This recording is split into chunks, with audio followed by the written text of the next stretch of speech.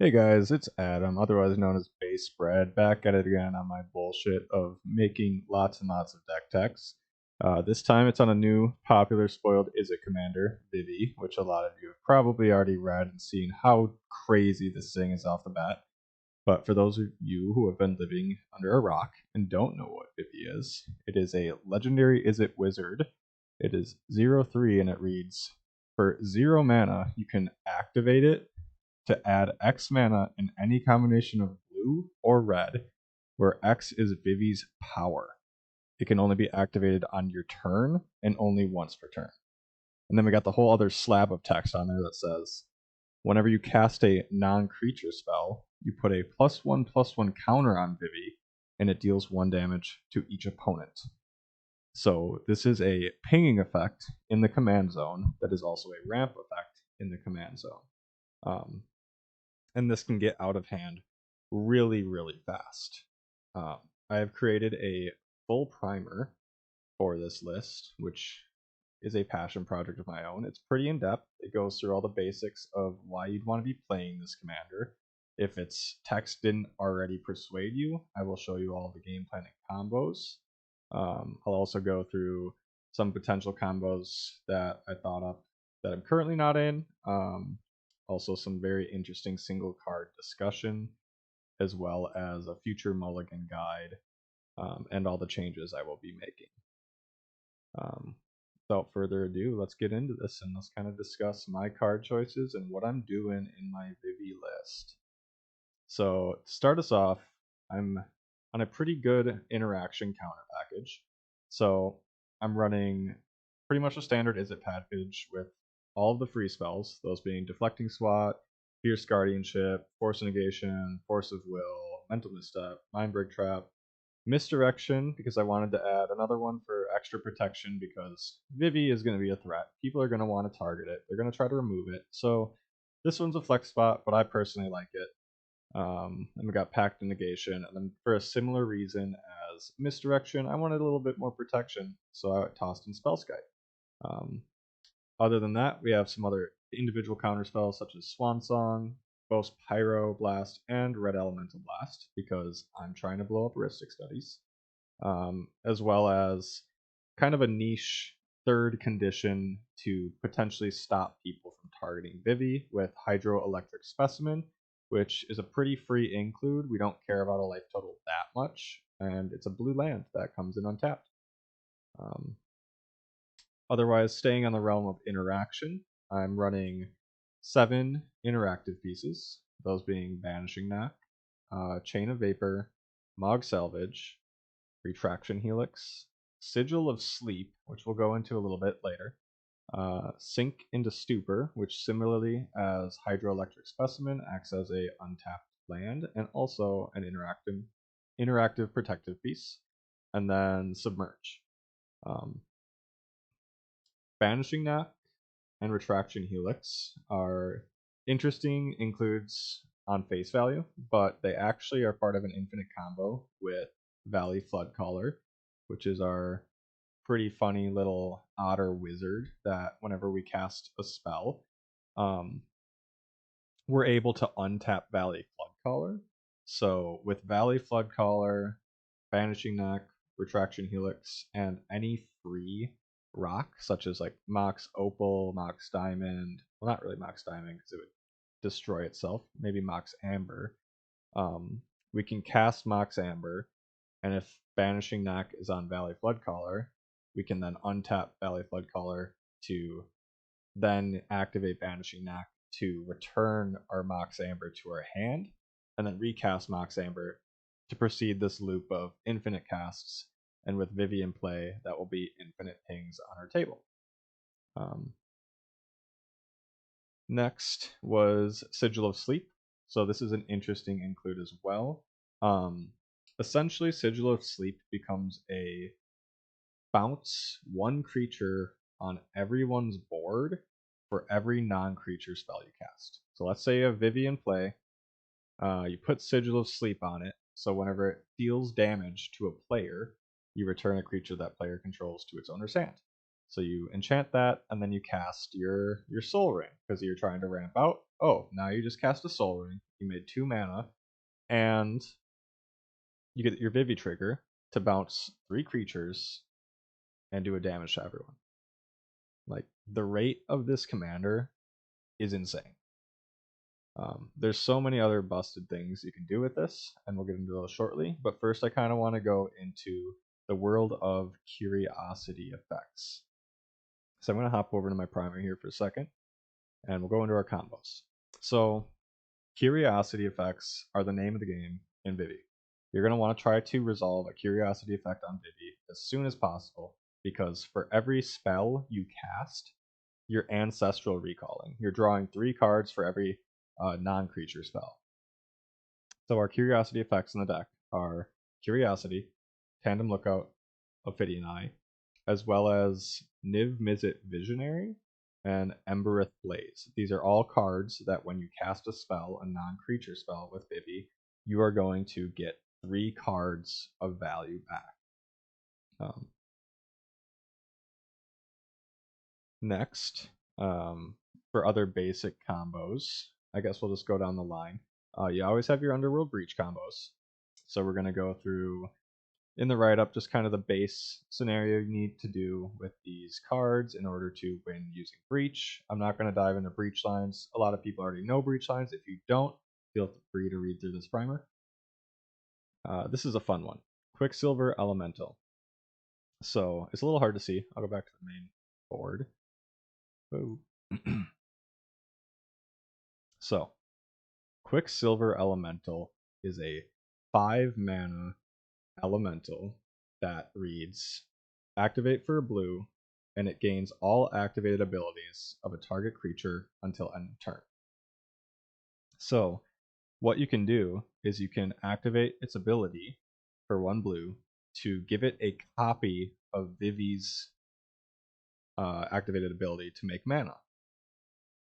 Seeing how Quicksilver Elemental has 3 power, when you give it a copy of Vivi and activate it, you're going to generate 3 mana.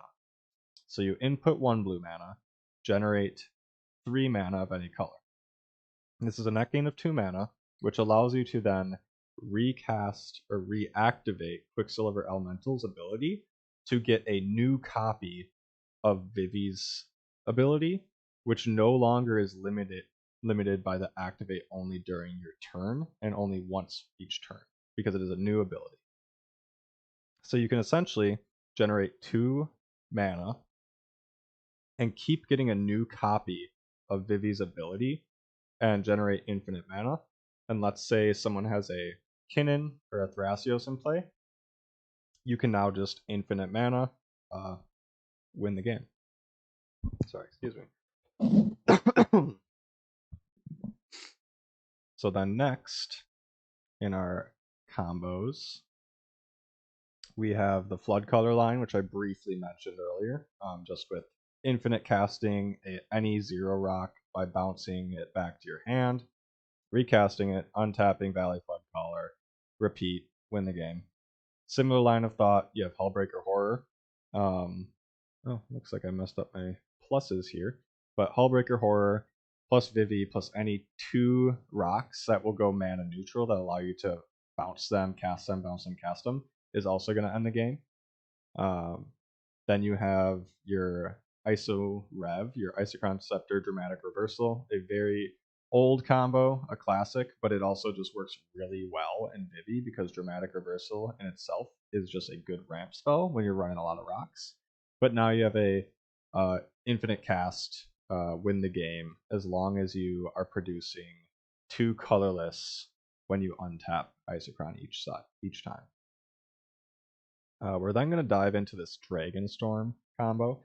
But before I go into that, let's go back to my list. So let's go through our pretty limited kind of creature package.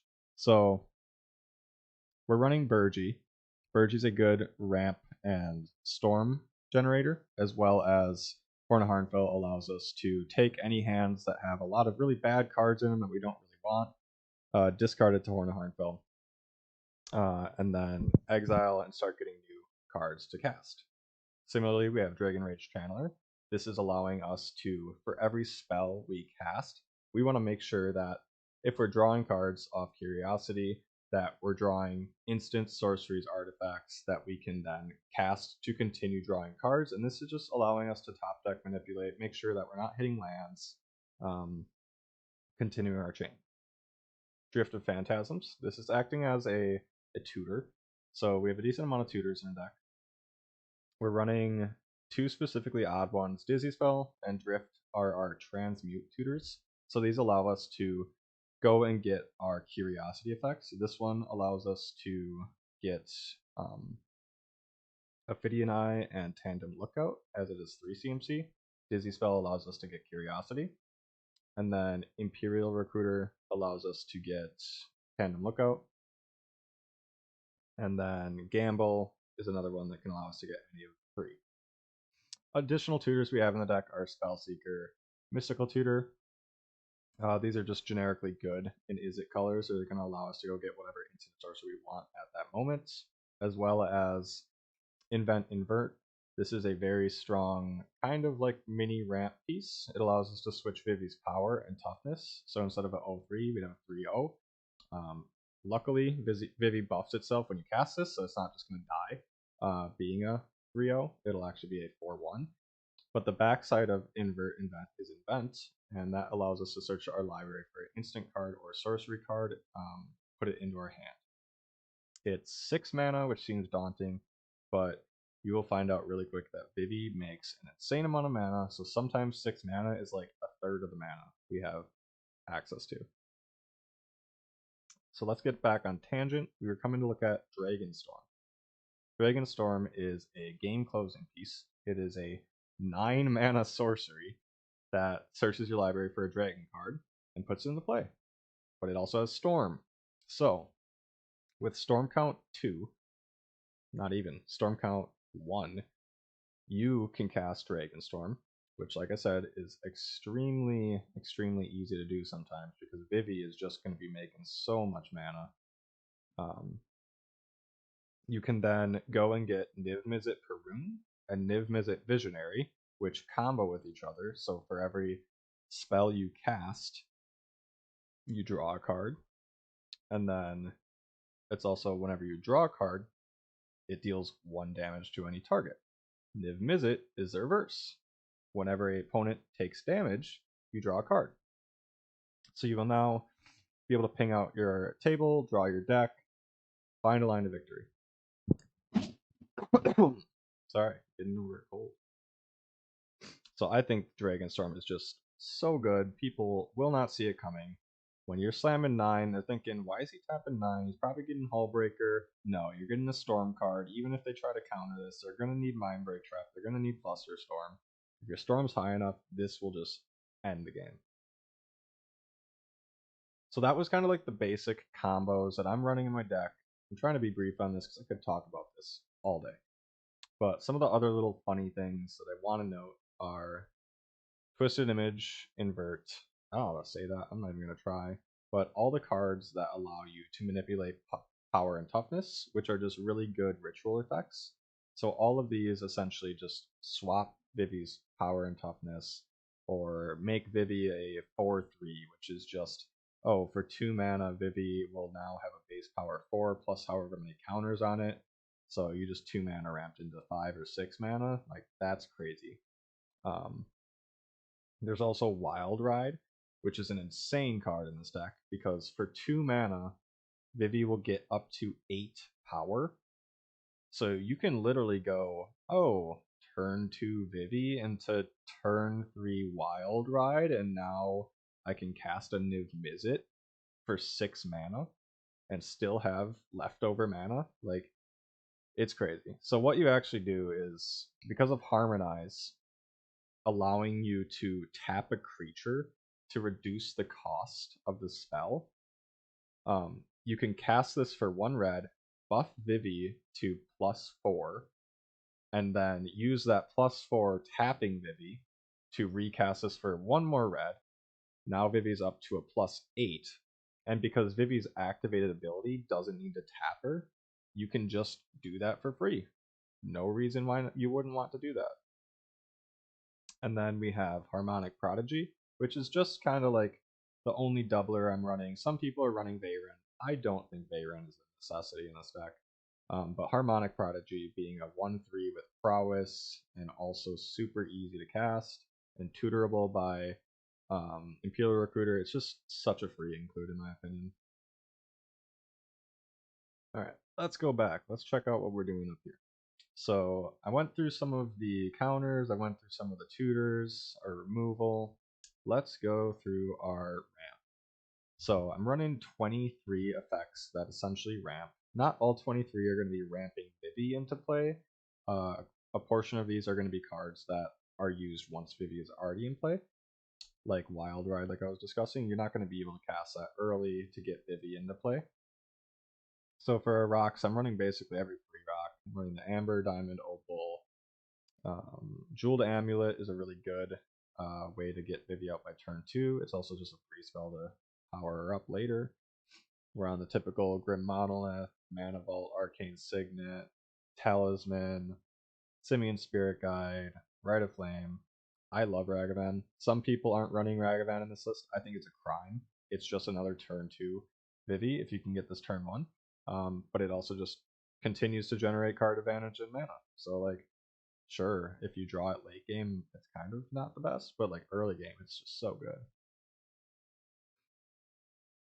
Nothing else really spectacular going on in the ramp portion other than command performance, which we'll kind of go into more depth on that because that's kind of crazy.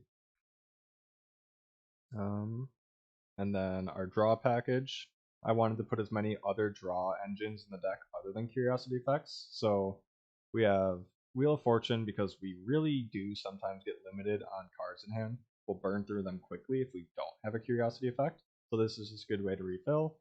I know it kind of sucks because Bowmasters is so strong in meta, but I think it's worth the potential risk. We also have Stock Up, which is kind of like a mini one-sided wheel. I've been really loving this card. I personally cut Windfall for this because I do think having 2 wheels is unnecessary. Typical Heuristic Study, Mystic Remora, Git Probe for a free spell to trigger Vivi, also replaces itself. Born Upon the Wind is a flash enable cantrip. Mishra's Bauble is another free way to replace itself, trigger Vivi. And that's pretty much it for our draw package. We're on 23 lands, nothing crazy. We are on Dole, so I don't know how to pronounce it. Dole Umra, which is Minimo. Just to untap the One Ring. If you're not on the One Ring in this deck, put the One Ring back in this deck. People need to be playing the One Ring. Anyone that says, oh, you don't need to play the One Ring because you're already drawing cards because Curiosity, turn One Ring, guys. Every deck can turn One Ring. Keep it in the deck. You will win the game if you land a turn One Ring. That's my tangent on One Ring. Let's end this by going through the command performance line because I know people are going to be seeing this come up a lot, and it's really good. It is really good, and I think honestly I was a little hesitant at first. I was thinking maybe I don't want to run this. It's a sorcery. It's very predictable, but the payoff is just so high that I think I'll probably keep it in my final list. So, command performance. It's a funny attraction card, funny sticker card. 1 in a blue sorcery that's going to allow you to get 2 stickers and then put a sticker on a non-land permanent you own. For background of stickers, there's 4 types of stickers. There's name stickers, art stickers, ability stickers, and power and toughness stickers, which these power and toughness stickers are what we care about. We want to be able to change Vivi's power to be something higher. And a lot of these stickers allow it to be 5 power just from casting a 2-mana spell, which also triggers Vivi, so it's technically you're getting 6 power off the 1 cast of command performance. Additionally, any of the stickers that aren't 5, all of the other stickers are at minimum 4, so even if you get really unlucky and don't get a sticker sheet that has 5, you're still making 5 mana technically because you're spending 2, triggering Vivi, putting her base power to 4, which is actually 5 because of the counter.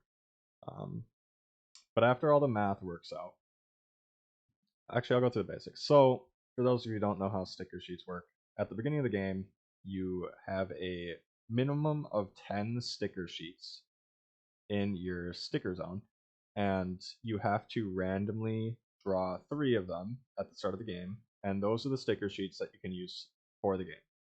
Because of the amount of sticker sheets that have 5 power, there is a 90% chance that you'll draw a sticker sheet that gives Vivi power 5.